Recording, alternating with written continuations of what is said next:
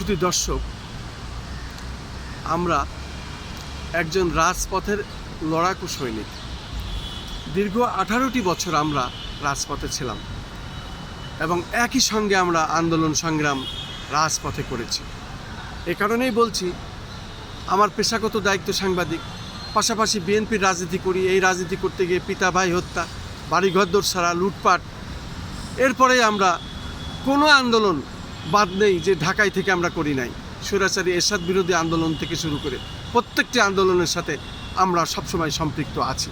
এবং আজকে এই জাতীয়তাবাদী শ্রমিক দল ঢাকা মহানগর দক্ষিণ, তাছাড়াও বাংলাদেশ জাতীয়তাবাদী কর্মজীবী দল কেন্দ্র কমিটি, এবং আমরা দেখতে পাচ্ছি প্রতিষ্ঠাতা সাধারণ সম্পাদক মোহাম্মদ আলতাফ হোসেন সর্দার।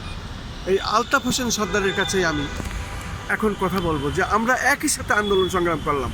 আমাদের পাশের অনেক লোক গুলিতে নিহত হয়েছেন, আহত হয়েছেন, অনেকে পঙ্গু হয়েছেন, আমরাও আহত হয়েছি। আমি এক মাস প্রায় মুগদা হাসপাতালে আইসিইউতে ছিলাম। আমাদেরও তো বাঁচার কথা ছিল না, মৃত্যুর হাত থেকে আল্লাহ বাঁচায় আনছে।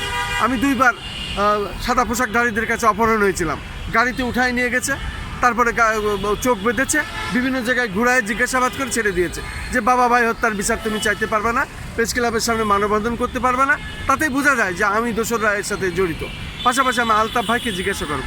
আমরা একই সাথে আন্দোলন সংগ্রাম করলাম, কিন্তু বিএনপির নেতারা এখন অনেকেই আছেন, আমি এমপি মন্ত্রী ডাইরেক্ট আমি নাম বলতে পারি কিন্তু বলবো না, আমাদের সঙ্গে রাজপথে আন্দোলন সংগ্রামে কেউ ছিলেন, আবার অনেকে ছিলেন না, তারা কিন্তু এমপি মন্ত্রী হয়েছেন। কিন্তু এই নেতারা এখন ঢিলা ঢিলা ভাব কেন? আমাদের দেখে না, আপনাদের দেখে না, অনেকের ভিতরে একটা কেমন যেন একটা দূরত্ব ভাব। এই বিষয়ে আপনার মন্তব্য কি? খোলামেলা কথা বলবেন। মাসুদ ভাই, ধন্যবাদ। আপনার কষ্ট, আপনার পরিশ্রম আমরা দীর্ঘদিন দেখেছি। একজন পেশায় সাংবাদিকতায় আপনি যেভাবে আমাদের যে কোনো কর্মসূচিতে আপনি যেভাবে আমাদের ছবি তুলতে গিয়ে আপনি অনেক হয়রানির শিকার হয়েছেন, এবং আমরা অনেক প্রোগ্রাম করতে এসে আপনি সেই প্রেস ক্লাবের ভিতরে, প্রেস ক্লাবের বাইরে নির্যাতনের শিকার হয়েছেন এবং নির্যাতনের শিকার হয়েছেন আমাদের চোখের দেখা। মাসুদ ভাই, আপনার প্রশ্নটা দেখেন, বর্তমানে আমরা এই বিগত 18টি বছর আমরা সংগ্রাম আন্দোলনে আমরা রাজপথে ছিলাম, বিএনপির প্রতিটা প্রোগ্রামে ঝাঁপিয়ে পড়েছিলাম জীবনের ঝুঁকি নিয়ে। কিন্তু দুঃখের বিষয় হলো যে এই 5 তারিখের পরে আমরা যাদেরকে মিছিল মিটিংয়ে পাই নাই, আন্দোলন সংগ্রামে পাই নাই, তারা এখন প্রথম সারিতে। মাসুদ ভাই, আপনি একজন সাংবাদিক হিসেবে আমাদের দেখেছেন, এমন কোনো প্রোগ্রাম নাই আমরা কিন্তু ঘরে ঘুমাইতে পারিনি। আমরা বউ বাচ্চাদের নিয়ে তারা কী রান্নাবান্না করছে, আমার স্ত্রী কী রান্নাবান্না করছে, সেই খাবারও আমরা খেতে পারি নাই। এই হলো দেশের পরিস্থিতি ছিল। এখন বর্তমানে দেখেন, আওয়ামী লীগ দেশে মিছিল করবে, মিটিং করবে, এই দলটি একটি নিষিদ্ধ সংগঠন। আজকে এই দেশের প্রশাসন, আমি মনে করি মাননীয় প্রধানমন্ত্রী এখনও সময় আছে, যারা বিগত দিনে এই আন্দোলন সংগ্রামে ভূমিকা রেখেছেন তাদের বিষয়ে আপনি চিন্তা ভাবনা করবেন। আর বর্তমানে এই প্রশাসনকে সুন্দরভাবে সাজিয়ে আপনি নতুনভাবে এই দেশ পরিচালনা করতে আপনার সুগম হবে এবং পথ চলার সুযোগ হবে, দেশের মানুষ শান্তিতে থাকতে পারবে। জায়গায় জায়গায় অন্যায়ভাবে মানুষকে হত্যা করা হয়েছে, জায়গায় জায়গায় ছিনতাই হচ্ছে, এগুলো কারা করছে? এই প্রশাসন কেন দর্শন হচ্ছে? এই দায়ভার কে নিবে? এই দায়ভার এখন জাতীয়তাবাদী দল বিএনপি ক্ষমতায়, এই দায়ভার মানুষ এখন তাদের উপরে দিতে চায়। এবং আজকে রাত্রে আমাদের কাছে যে তথ্য আছে, আওয়ামী দোসররা আবার তারা মিছিল মিটিং করবে, আমি অফিসের সামনে আসবে, তারা আবার তাদের যে তারা হুঙ্কার দিচ্ছে, তারা আবার ঢুকবে। কিন্তু একজন ফ্যাসিস্ট সরকার, যে সরকার প্রধানমন্ত্রী হয়ে এদেশের জনগণের উপরে তার প্রশাসন দিয়ে গুলি চালিয়ে হত্যা করেছে, গুম করেছে, সে প্রধানমন্ত্রী কি আবার এদেশে আসতে পারে? সে কিসের প্রধানমন্ত্রী? সে তো খুনি।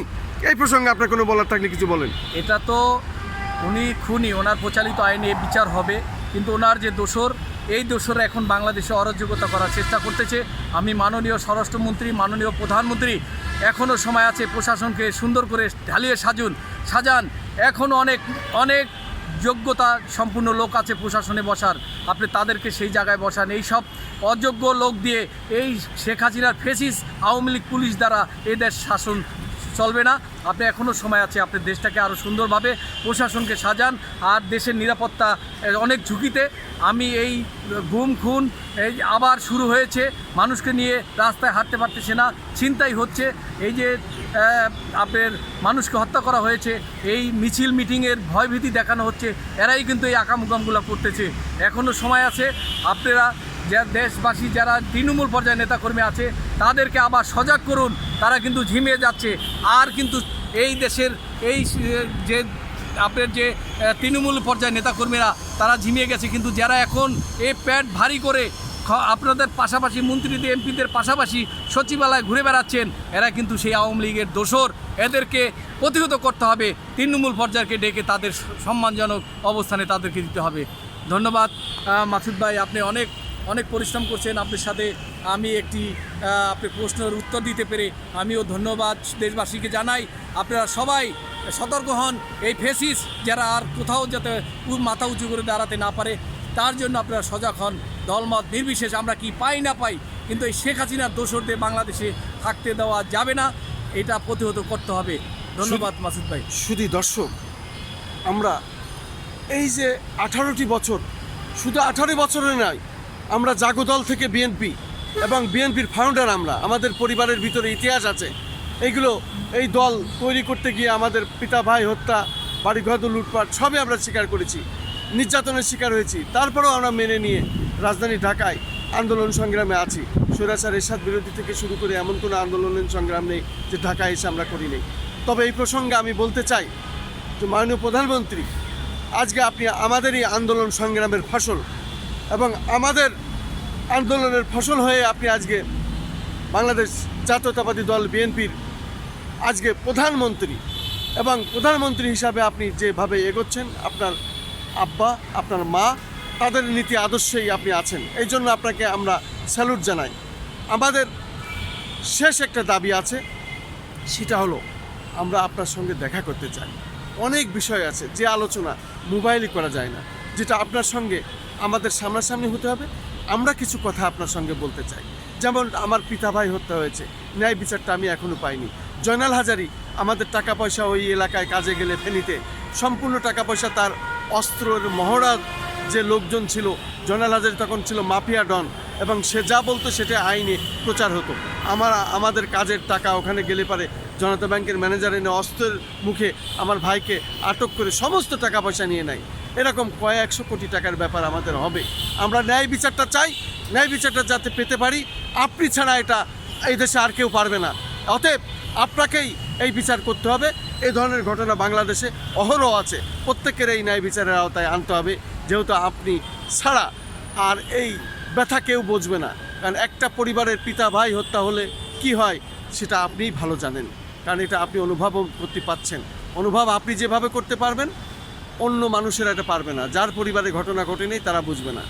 আমি আপনার প্রতি বিশেষভাবে আহ্বান জানাচ্ছি, আমাদেরকে ডাকেন, দেখা করার সুযোগ করে দেন। আমরা কিছু কথা বলতে চাই, আমরা দেশ বিনির্মাণে কাজ করতে চাই। পিতা ভাই হত্যা হয়েছে, বাড়িঘর শেষ হয়েছে, তবু আমরা আদর্শিক, কারণ শহীদ প্রেসিডেন্ট জিয়াউর রহমানের হাত ধরেই আমরা আজকে জাগদল থেকে বিএনপি।